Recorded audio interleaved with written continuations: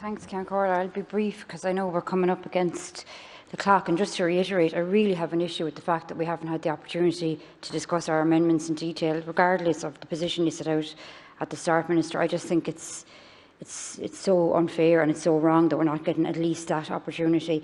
You said there in your last response that you wanted to look for solutions and that the solutions were not necessarily in this legislation. Now, I don't know, did you mean in your legislation or in the amendments that I and others have put forward? Now, I certainly don't believe in this legislation. I don't believe it's necessary. I don't believe it's a good piece of legislation, but I do believe my amendments and other people's amendments here as well do go somewhat to addressing the issues.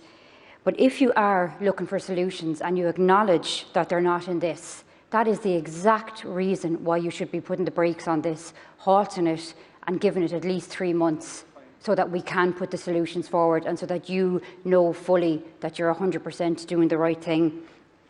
If the political will is there to do something, anything can be done. And we've seen that often over the last number of weeks in relation to COVID and various decisions that were made. So I just want to reiterate that point. If the political will is there to do something, it can definitely be done. And Minister, this is so wrong, and I really want to stress that I think you're putting yourself in a really difficult position and you're setting out on the wrong path totally with how you're going to be able to deal with survivors going forward by this being the start. And I think the right thing to do is to delay this and to get it right and to ensure that we don't seal those records and to ensure that all the survivors have a chance to have consultation and have their voices heard. And then you can hear directly from them as well why they feel so strongly about the records and about the involvement of TUSLA. Thanks, Ceann Comhairle. Thank you.